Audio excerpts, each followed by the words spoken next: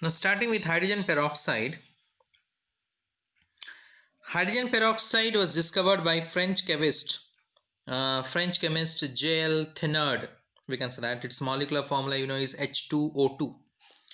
So hydrogen peroxide is prepared by Merck's process. First of all, Na2O2 plus H2SO4 gives Na2SO4 plus H2O2.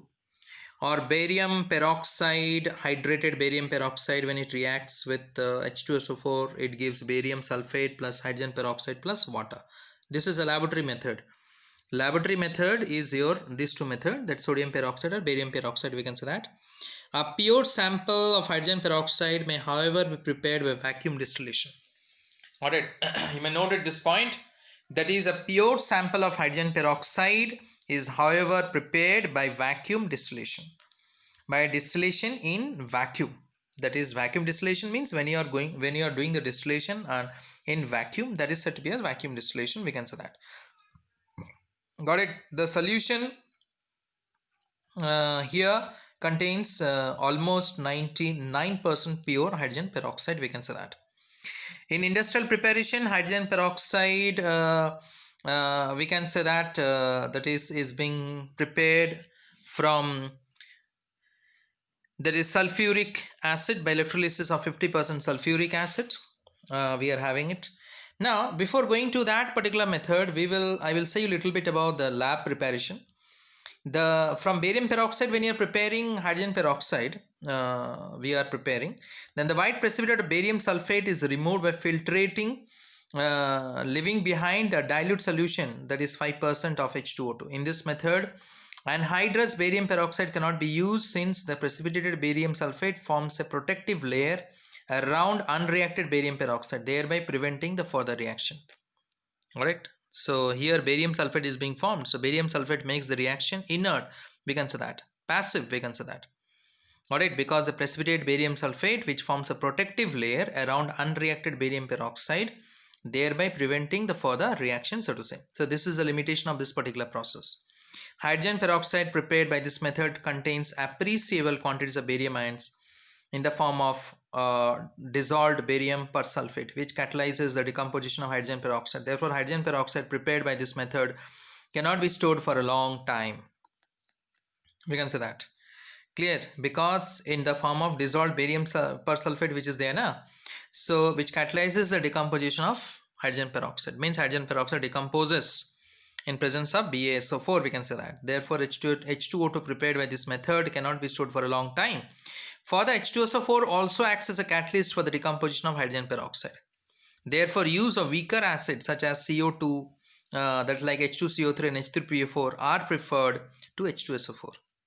Alright, for preparation of barium peroxide, what we do, we generally used BaO2 plus water plus CO2, that is carbonic acid, forms barium carbonate plus hydrogen peroxide.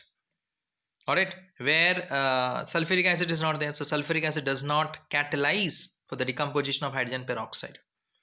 Alright, so a rapid stream of carbon dioxide is bubbled through thin paste of barium peroxide in ice cold water, where hydrogen peroxide is being produced, we can say that, and we are getting a good amount of hydrogen peroxide. We can also prepare it from H3PO4, just now I said you, H3PO4 it can be done, because they are the weaker acid compared to sulfuric acid. Like BaO2 plus H3PO4, it will give you Ba3PO4 whole twice plus H2O2. Here also we can get a good amount of H2O2, and it can be stored, we can say that H2O2 can be stored. I hope you understood.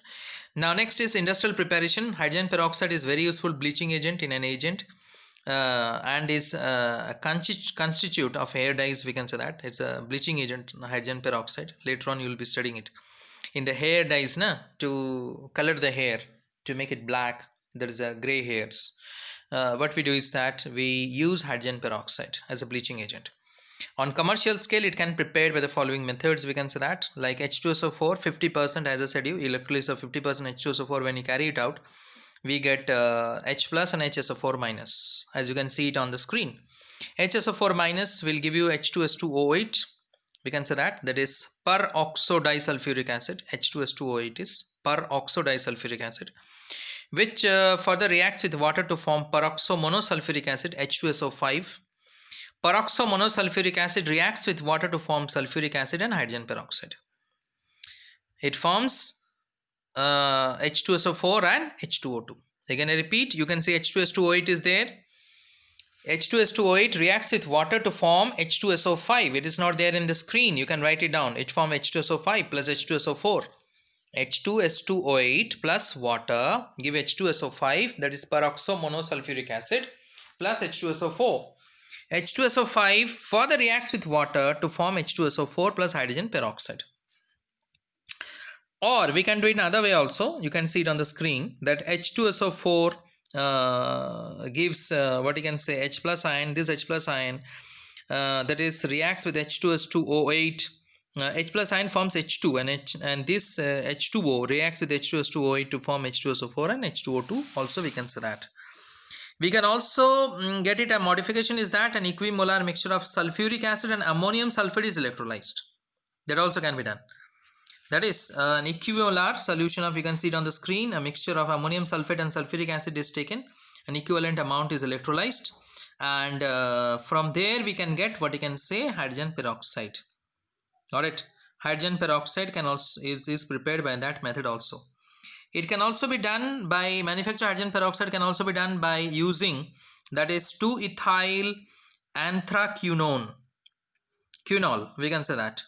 2-ethyl anthraquinol, we can say that. It can be used to prepare. You can see it on the screen. You can see that 2-ethyl anthraquinol. That is from there, when it is oxidized, we get 2-ethyl anthraquinone and hydrogen peroxide is being produced. Can you see the reaction? That is OHOH. 3 benzene rings are there which is joined, OHOH and C2H5. That is called 2-ethyl anthraquinol. Quinol it is. Quinol. Again I repeat. 2-ethyl and anthraquinol, which reacts with oxygen in presence of palladium and hydrogen to form 2-ethyl anthraquinone, and hydrogen peroxide is getting. We are getting it. Hydrogen peroxide which you are getting it now, there's about 1% is extracted with the water and an aqueous solution is concentrated. You can see it there by distilling under reduced pressure to give 30% of H2O2 solution. Now 2-ethyl anthraquinol again is recycled to form 2-ethyl anthraquinone, which is being formed as a product, is again recycled to form 2-ethyl anthraquinol. How it is recycled? Again it is being reduced. See, it is there. That is catalyzed reduced. Got it? So again it is being reduced in presence of catalyst, what you can say catalyst, to form again anthraquinol, 2-ethyl anthraquinol. It's formed anthraquinone. Again it is being reduced to form 2-ethyl anthraquinol. Again 2-ethyl anthraquinol gives 2-ethyl anthraquinone and hydrogen peroxide. In this way it is being manufactured. Hydrogen peroxide is manufactured in this particular manner. We can say that 2-ethyl anthraquinone formed in this process is reduced with hydrogen in presence of palladium as a catalyst to give back 2-ethyl anthraquinol, I said you already, which is used again. And in this is thus in this process only atmospheric oxygen and hydrogen are used up, which is inexpensive, we can say that. So this method is quite cheap and is widely used for the manufacture of hydrogen peroxide. I hope you understood that 2-ethyl anthraquinol. 2-ethyl anthraquinol is which one? That is benzene ring, 3 benzene ring, you can see C2H5 OH, the middle one. That reacts with oxygen to form 2-ethyl anthraquinone. Got it? With hydrogen peroxide you are getting it. Now the concentration of hydrogen peroxide, it can be done. Now see, it cannot be concentrated simply by distilling, since it decomposes much below its boiling point to give H2 and O2. Got it? It cannot be concentrated simply by distilling. It cannot be done. Why? Because it decomposes to give you H2O and O2. So how do we do it then?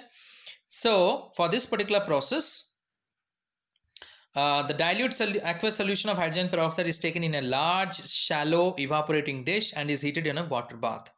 Slow evaporation of water continues until the solution contains about 50% hydrogen peroxide. Further concentration of hydrogen peroxide is done what you can say by dehydrating in a vacuum desiccator. Alright, by evaporation in a water bath, further concentration is not possible. Alright, evaporation on a water bath by slow heating, further concentration not possible, only 50% concentration is possible. If you want to get it more than 50%, then it has to be distilled under reduced pressure, or it has to be dehydrated in a vacuum desiccator. So if you want to distill under reduced pressure, the 90% solution of hydrogen peroxide is obtained. Alright, under reduced pressure, if you're distillating it, then 90% solution of hydrogen peroxide is obtained. Alright, so it is reduced under reduced pressure, that is 10 to 15 mm pressure, mm of Hg, mercury pressure. Alright, it is being distilled. During this process, water distills over between 303 313 Kelvin, leaving behind almost pure 99%, above 90% hydrogen peroxide. We are getting it. Alright, by simply distillation, it cannot be concentrated because it decomposes to form water and oxygen. Then how to get it? We have to go for evaporation of water bath, by which you will get 50% distillation, 50% concentration. Beyond that, it is not possible. Beyond that, if you want to do, that is above 90%, 99%, if you want to get it, then we have to go for distillation under reduced pressure or dehydration in a vacuum desiccator. We can say that it can be done. So the last traces of water in hydrogen peroxide is removed by freezing it in a freezing mixture consisting of dry ice. Dry ice is what? Solid carbon dioxide and ether, when crystals of hydrogen peroxide is separated out. Again, I repeat, the last traces of water in hydrogen peroxide is removed by freezing it in a freezing mixture consisting of dry ice, that is solid carbon dioxide, and ether, when crystals of hydrogen peroxide is separated out. These crystals are removed, dried and melted to give pure hydrogen peroxide. Alright, these crystals are dried, removed, dried and melted to give pure hydrogen peroxide. We can say that. So hydrogen peroxide cannot be stored in a glass bottles. Remember it. Some precautions has to be taken for storing hydrogen peroxide. It cannot be stored in ordinary glass bottles, since the rough surface of glass alkali oxides present in it and an exposure to light catalyze its decomposition. Alright, that is, since the rough surface of glass alkali oxides present in it and exposure to light catalyze its decomposition, therefore hydrogen peroxide is usually stored in colored paraffin wax coated plastic or Teflon bottles. Colored paraffin wax coated plastic or Teflon bottles, it is being what I can say, stored. To further check the decomposition of hydrogen peroxide, some negative catalyst is used, some stabilizer is used, or negative catalyst is used, such as urea, glycerine, acetanilide, phosphoric acid, etc. It should be added. It must be added. Alright, to check the further decomposition of hydrogen peroxide, we can say that. Hydrogen peroxide is generally measured, is expressed in percentage strength and in volume strength. It expresses percentage strength means it expresses the amount of hydrogen peroxide by weight present in 100 ml of the solution. That is called percentage strength, 100 ml. Alright, like suppose if I say 30% aqueous solution, means what? 30 gram of hydrogen peroxide is present in 100 ml of the solution. Understood? Now volume strength means it is also expressed in volume strength. The most common method of expressing the strength of an aqueous solution of hydrogen peroxide in terms of volume of oxygen liberated at NTP by the decomposition of 1 ml of sample of hydrogen peroxide. Again I repeat, the most common method of expressing the strength of an aqueous solution of hydrogen peroxide in terms of the volume in ml of oxygen liberated at NTP by the decomposition of 1 ml of the sample of hydrogen peroxide. If 1 ml of hydrogen peroxide decomposes, how much oxygen is being liberated at NTP? That is called the volume strength. Suppose it is being sold in the market, it is being labeled as 10 volume, 20 volume, 30 volume, 100 volume. What do you mean by that?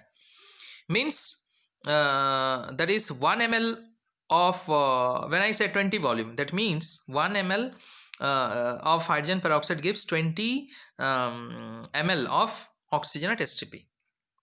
Got it? Clear? That it means 30 volume, 100 volume. In this way it is being. There is 20 ml, 30 ml and 100 ml respectively of oxygen we are getting it. When you are saying 20 volume, that means 20 ml we are getting it of oxygen from 1 ml of hydrogen peroxide. When I say 30 volume, means 30 ml of oxygen I am getting it from 1 ml of hydrogen peroxide. That it means. In this way, the strength of hydrogen peroxide is expressed in percentage strength or in volume strength. We can say that. Now this is the structure of hydrogen peroxide. You can see in the solid state and in the gaseous state. It is an open book structure. You can see that it is a book and the name of the structure is called as an open book structure. both in the solid state and the gaseous state I've given. You can see the angle, you can note the angle. The bond angle, it differs in the solid state and the gaseous state. Slightly it differs, the bond angle. The bond length also it differs slightly. So this structure, again I repeat, it is called as an open book structure. The structure of gaseous hydrogen peroxide and solid hydrogen peroxide. You can see the bond length in the gas is 95 picometer, whereas in solid it is 98.8 picometer. Between hydrogen and oxygen, between oxygen in gas it is 147.4, it is 145.8. The bond angle between hydrogen and oxygen is in gas is 94.8, here it is 101.9. got it? And between the open book structure it is 111.5 degree in gas and 90.2 degree in solid, we can say that. Now next is properties of hydrogen peroxide. I have already said you, it is unstable in nature, decomposed to form water and oxygen upon long standing. So we need to add stabilizers such as urea, glycerin, acetonilide, phosphoric acid. I have said you, pure hydrogen peroxide is a weakly acidic in nature and turns blue litmus red, we can say that. Got it? So it acts as both as an oxidizing what you can say nature, and it also acts as a reducing nature. But before that, pure hydrogen peroxide is a thick syrupy liquid and pale blue color. It's a thick syrupy liquid and pale blue color. It has a bitter taste. It is more dense, hydrogen peroxide, 1.44 gram per cc, and more viscous than water. Hydrogen peroxide, it decomposes vigorously on heating. It is not possible to determine its boiling point at atmospheric pressure. It is completely miscible with water, alcohol and ether in all proportions. It is completely miscible. The dipole moment of hydrogen peroxide is little more, 2.1 dBi, than that of water, which is 1.84 dBi, we can say that. Pure hydrogen peroxide, I have said you, it's unstable. It's hydrogen peroxide gives you water and oxygen, which is an example of auto oxidation and auto reduction. So we can say auto oxidation reduction, it's an example where H2O2 gives H2O and O2. Alright, H2O and O2. This is an example of auto oxidation and auto oxidation example, we can say that.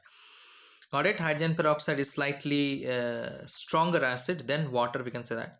Its hydrogen peroxide is a weaker acid than carbonic acid. Note it, hydrogen peroxide is a weaker acid than carbonic acid. Therefore, it does not decompose carbonates and bicarbonates to evolve carbon dioxide gas. Alright, it may come in your short questions that why hydrogen peroxide does not evolve carbon dioxide gas from carbonates and bicarbonates, because it is a weaker acid than carbonic acid. Alright, hydrogen peroxide behaves as an oxidizing as well as reducing agent in both acidic and alkaline solutions. You can see the reactions on the screen. Oxidizing nature I have shown you. The oxidation state of oxygen in hydrogen peroxide is -1. It can be oxidized to O2, zero oxidation state, or reduced to water or OH minus, that is -2 oxidation state for oxygen. Therefore, hydrogen peroxide is a powerful oxidizing agent but a weak reducing agent. It's a powerful oxidizing agent, but it's a weak reducing agent. Alright, because the oxidation state of oxygen in hydrogen peroxide is -1.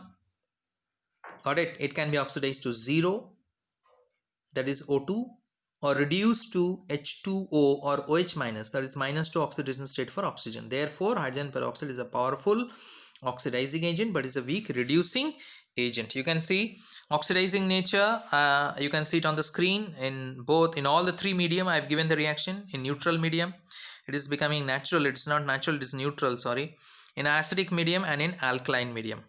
Alright, so in neutral medium, acidic medium, alkaline medium, the reactions, you need to practice these equations. This equation you need to write it and practice it, then you will understand it. The different reactions I have given you. Alright, so here one more reactions for the oxidation reaction you can see, that is potassium dichromate acidified. It reacts first to form K2SO4, Cr2SO4 whole thrice and water, and nascent oxygen is given. This nascent oxygen reacts with hydrogen peroxide to form water and O2, which is called an auto oxidation reaction. We multiply the reaction throughout by 3, then we add up these two reactions and we get the final reaction. You can see it on the screen. Alright, in this way the reaction is being carried out. You can do the reaction with potassium dichromate I have given, you can do the reaction with FeSO4, you can do with potassium ferrocyanide, you can do with Ki, you can do with potassium permanganate, you can do with PBS. PBS plus H2O2 will give you PbSO4 plus H2O. PBS is black, PbSO4 is white, PPT. So reducing nature, again the same thing in neutral medium, in acidic medium and in alkaline medium. I've given the reactions, the different reactions. We can say that in the beginning itself I've said you that hydrogen peroxide, it's a bleaching agent, it acts. So you can see the reaction I've written there, that hydrogen peroxide gives nascent oxygen, the coloring matter reacts with nascent oxygen to form colorless matter, which is bleaching. So it is used to bleach fine material such as ivory, silk, wool, hair, etc. Fine material, not tough fibers. It is used to bleach delicate material. I said enough, it is used to bleach the hair, we can say that. Hydrogen peroxide is a non-linear structure, I have already said you. Dilute solution of hydrogen peroxide acts as an antiseptic under the name perhydrol. It is being sold in the market under the name perhydrol. Alright, the dilute solution of hydrogen peroxide, we can say that. So you need to practice these equations. So test of hydrogen peroxide, if you see, it decolorizes acidified KMnO4 solution. KMnO4 is purple, it decolorizes. When hydrogen peroxide is added to KMnO4, it decolorizes. There is a test, we can say that. Hydrogen peroxide liberates iodine from Ki solution, which in turn gives blue color with starch solution. It liberates iodine from Ki solution, which in turn gives blue color with starch solution. The second test. Third test is when brought in contact with H2O2 solution, a filter paper with black stain of PBS turns white. Just now I said, PBS becomes PbSO4. A filter paper with black stain of PBS turns white because PBS becomes PbSO4. It's oxidized to PbSO4. So these are the three tests of hydrogen peroxide. It decolorizes acidified KMnO4 solution. It liberates iodine from Ki solution, which in turn gives blue color with starch solution. When brought in contact with H2O2 solution, a filter paper with black stain of PBS turns white. So this is all about your hydrogen peroxide.